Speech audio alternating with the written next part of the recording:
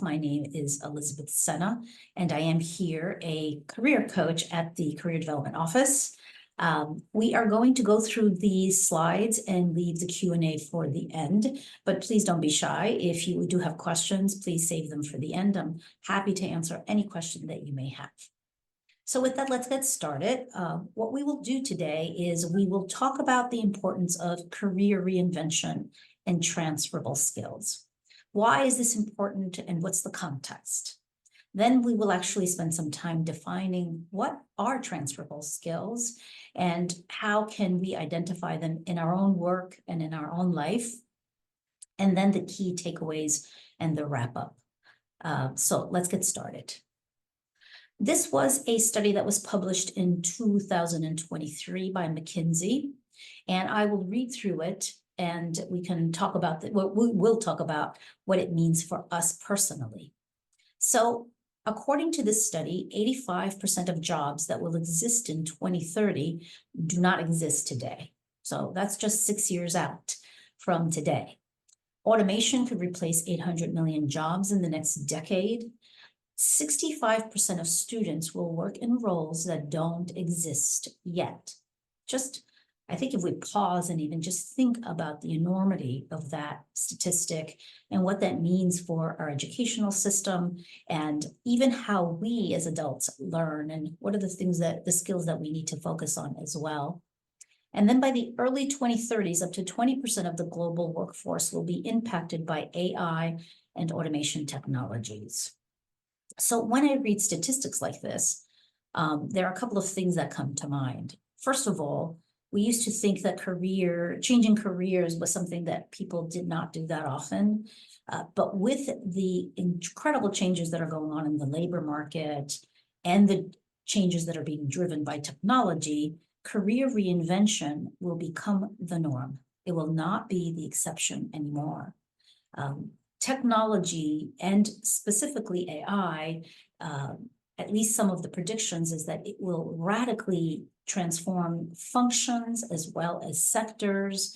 One study I read recently said that one of the functions that will be most impacted will be finance. So imagine being in a finance career and the skills that you will need to make a change and reinvent yourself. So it will require a tremendous amount of adaptability from us and just continuous learning, a mindset of continuous learning. So let's start by defining what are transferable skills, since it's something that confuses a lot of us. Transferable skills are talents and abilities that can be applied across a variety of jobs, industries, and life situations. And the emphasis here is that these skills can be refined and developed in a variety of environments, not just in the workplace. They can be refined in volunteering opportunities, hobbies that you have. And the wonderful thing about these skills is that they're portable. You don't leave them when you leave a job, you take them with you wherever you go. And when we talk about transferable skills, we are not talking about technical skills. Yes, there are some technical skills out there that could potentially be transferable across industries. I mean, I can think of Python and R, which are technical skills that you can actually use across a lot of functions. But if you talk about a skill like or even a responsibility like decarbonization, that's certainly not something that is portable. So here we're talking about things that we can use across a variety of environments. So I'll put it to the audience in terms of what transferable skills do you think are most in demand today? And I'll give you a few minutes to think about that and see if anyone answers. Okay. We have a quiet audience, so I'm going to continue. So when we think about the skill set today, what's valuable and relevant in the market, LinkedIn publishes a study every year and talks about the most in-demand skills for that year. And this year it came out, and you will see that in the top 10 skills that are most in demand, only one is really technical. The rest of these skills are softer skills and skills that we would define as transferable skills. And as we look at that, we see communication is at the top, customer service, leadership, project management, which I will talk a little bit about the difference, analytics, teamwork, sales, problem solving, and research. So of these 10, I would say really analytics is the only technical one. And then Better Up also did a similar study where they concurred with LinkedIn's top 10, but they also added another 4. Creativity, adaptability, emotional intelligence, and organizational skills. And of course, adaptability is something, if we think about all these statistics and the things that I just mentioned to you, adaptability will be absolutely key. So now that we've defined these skills, how do we actually understand them? Let's drill down and try to understand them a little bit more so that we can do the exercise of understanding how they apply to ourselves. So communication skills, as you can see here, has a subset of skills. When we talk about communication, it's actually a huge umbrella. And it includes writing, public speaking, presentations. It includes facilitation, listening skills, because communication isn't just about talking, it's also about listening, persuasion and influencing skills. And then we talk about leadership. So leadership, we are talking about motivating a team, engaging a team, taking ownership for decisions, clearly defining a vision, driving change management, and addressing crisis. So these are just some of these skills under the umbrella of communication and leadership. And as you can see, these can be actually developed in a variety of environments. So a little bit about my story as it relates to transferable skills, because it seems like such a nebulous subject. And, how do we actually take these skills and use them when we reframe our careers? So early in my career, I actually worked in the nonprofit, and I was doing more of counseling with more developmentally challenged population. It was a population that most of them, I actually worked with a homeless population and populations coming out of prison. And I used my communication skills because at the time I was getting them ready for the workforce. It was a workforce readiness type of program. And my job was to help them with their resumes, interviewing skills, and just what's expected of them on the job. So I used my communication skills in that role because I had to do a lot of presentations. I also used project management because I had to plan for programming across the board for very different populations. It was really at the beginning when I started understanding leadership. It was really early on, and I would say it probably was not a top priority for me. And then I moved into I changed careers. I wanted to move away from the nonprofit sector into the private sector, and was trying to figure out how to do that. How do I navigate that change? And what skills do I have that can help me navigate that change? And it turned out to be the skills that I had already refined in the job previously to the one I was applying for. It was my project management skills, my communication skills, my leadership skills that really helped me land the job and then thrive in the job. And while I was in that role, I picked up other skills, of course, from the business. I learned a lot about business because I didn't come from the business world. So there was a learning curve, but these transferable skills really helped me to make the transition much easier. And then I wanted to go from a small environment. I was working for a small firm, and I wanted to work for a Fortune 500 company. And I did that again using my transferable skills. I used my leadership, my communication, and the project management skills that I had refined and developed in the previous 2 jobs. So that is how these skills actually are in action, and how you can actually use them to reframe your career, to make these changes. So I want to talk about how you do it for yourself. So when you start the process of assessing your own transferable skills, it's important to look beyond your role and your title. Yes, you do start with the role and title, of course. We don't ignore that you're in a role and you have responsibilities, and that there are skills that you're using in that particular role. But You could also be doing some volunteer work, for example, where you are planning a large event and you are using the skills that you would normally use at work, but now you're using them in a different setting. It's possible that at work, you've actually been put on a cross-functional team where you have to, you're in marketing, but now you're working with technology and you have to work with the engineering team and you have to work with sales and you have to also work with design, and maybe you're even working with HR. And so these are cross-functional teams where you're learning from all the subject matter experts on that team and taking skills and applying skills that maybe you didn't have before. So that's just an example of a cross-functional project, but it could be a hobby that you do. Maybe you run your adult soccer league, and that requires organizational skills and planning and project management. So we're going to drill down just on a couple of the skills that are most in demand. We're going to take communication and leadership skills and really talk about how we can identify them in ourselves, and we can identify the projects that we've done or the opportunities we've had to refine and develop these skills. So the first one is communication.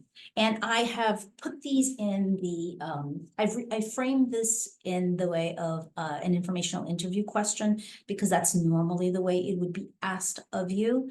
But obviously you can get to these answers without having this structure.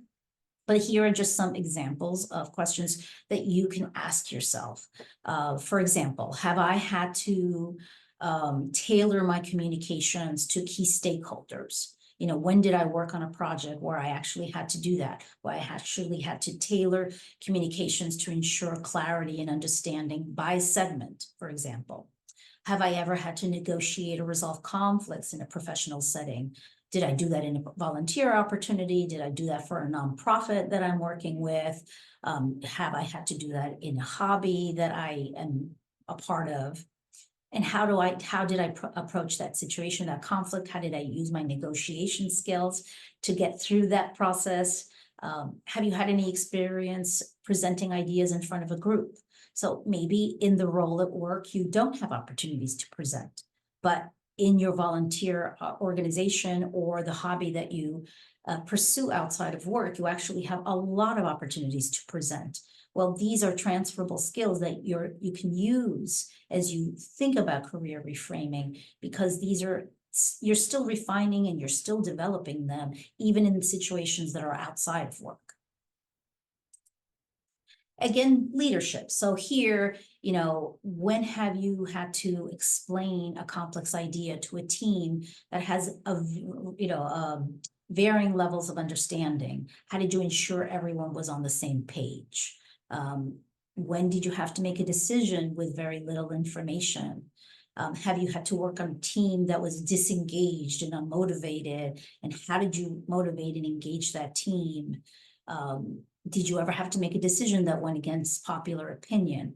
So these questions are meant to just engage your thinking as you think about your own experiences, about your own career and the things you do outside of work, because you are always practicing these skills. We are often not aware that we're practicing, but as you think about this, outside of the context of work, you'll see that you've had lots of opportunities to practice and refine these skills. So here, I'm just taking an example so that I can make this a little bit more clear for you. So let's take communication. We can think about a professional example where you've actually had to use this in your role. So for example, you repositioned a marketing message to handle a failed product launch. That's a pretty straightforward communication skill you used in your role. But now we have to think about, okay, well, I have this communication skill. I obviously have used it at work. Where else have I used it? Okay, let me think about that. Let's think about a volunteer experience. Where did I have to really use my communication skills to action or to deliver results in that volunteer opportunity? And here, I presented to donors on the outcome of outreach to new prospects. So this person was working in a nonprofit. They had to reach out to donors and to communicate the outcome of outreach. So again, They had to do a presentation. They had to make it engaging. They had to provide data to make it convincing. They had to influence those donors. So you're using a variety of skills even outside of the professional example, excuse me. And then you have extracurricular activities. So let's say you have two mentees and these interactions actually help you hone in your listening skills. Because as we talked about earlier, communication skills is not just about a one-way communication. It's meant to be also listening and having empathy and also being, making sure it's a two-way communication. And again, we'll take the example of leadership. At work, you facilitated a resolution to a conflict between leaders of different functions. In your volunteer experience, you led a nonprofit board through a workout to identify challenges facing fundraising. And then in your extracurricular activity, you coached an adult pickleball team and re-energized players who maybe were not motivated to do well because it was just a game. So those are just some examples of how you can take your transferable skills and identify projects, accomplishments, results that you had using these transferable skills. So now we'll talk about a job description. So we talked about identifying them for yourself. So doing the self-assessment, where have I used these skills? Have I used them in the workplace? Have I used them outside of the workplace? And now we'll talk actually how to use them in a job search. So here you see is a job description. This is from a tech company, and it's a marketing role. And as you can see, the top three are proactively connect with partners, schedule and hold meetings, act as a strategic content partner, and manage the flow of different content projects. So we're using communication skills and leadership skills and actually even some project management skills. So this is a senior content role at Fastly. And you can see the first two are transferable skills. Actually, the first three. They're not technical skills. They're not talking about marketing. They're talking about soft transferable skills. So even though this is a marketing job, one of the most important skills that they have highlighted are transferable skills. And one of the things that you can use actually to help you do this exercise, because it's not always an easy exercise to do by yourself, in which case I would say, I would encourage you to contact the CDO and make an appointment and we could do this exercise together. But the other thing is you can use AI. So one of the ways I've done that is I take the job description and I download it into AI, whether it's Bard or ChatGPT. And I also download my resume and I ask ChatGPT or the AI, whatever the LLM, I ask it to please look at the job description and identify the transferable skills in my resume. Now, just a little reminder, you want to take out any identifiable information in your resume, but most of the time it might not give you an amazing answer, but it will give you a start. And from there, you can build from the answer that you get from the AI. So moving on from job search, how do we incorporate them into our resume? We all talk about the summary at the top of the page and how important this is, not just for keywords to make sure that recruiters find you, but this is also a great way to highlight the transferable skills that you've now just identified. So you've gone through the exercise of identifying them, understanding where you have used them, you've now incorporated them or identified them in your resume.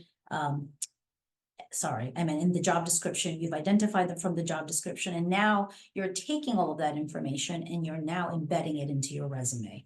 So if you're someone that brings a lot of experience, with relationship building or presenting, you would highlight it here, like skilled communicator with a proven track record of driving brand awareness, obviously skilled communicators there, adept at leading cross-functional teams, managing projects from concept to completion. So here we highlight leadership skills, communication skills, project skills.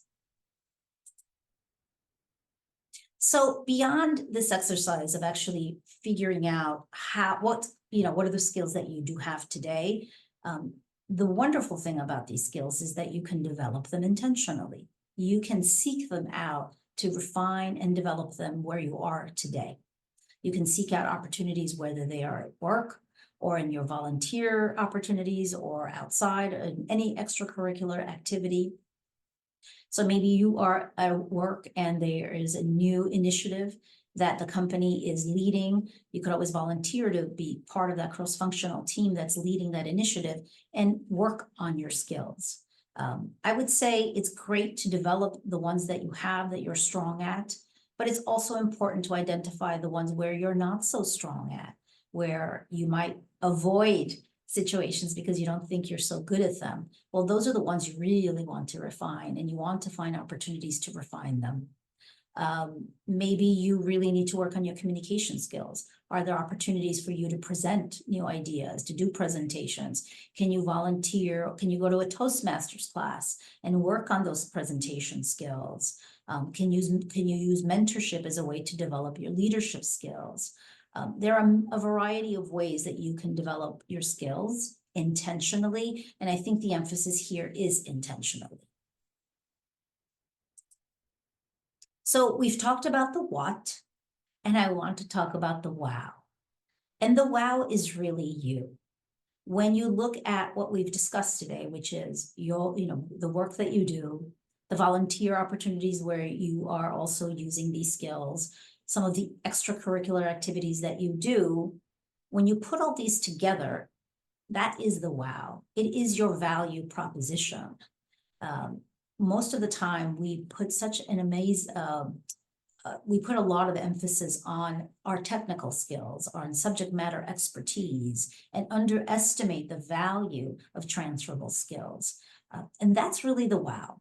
One of the studies I read recently from the Leadership Institute is that transferable skills and softer skills become more important as you become more senior in your career. So these skills are not to be underestimated and undervalued. They become more and more important and prominent as you get more senior. And you can take charge and improve them. That's the other part of the wow. It is in your hands and it is in your control to seek out opportunities where you can refine them, where you can develop them, where you can test them out, even in a safe environment. Sometimes extracurricular activities are a safer environment than practicing them at work. And then with real intention, you can reposition and rebrand yourself and your career. So the takeaways. Start with a self-assessment of your skills. So we've discussed a little bit of the transferable skills.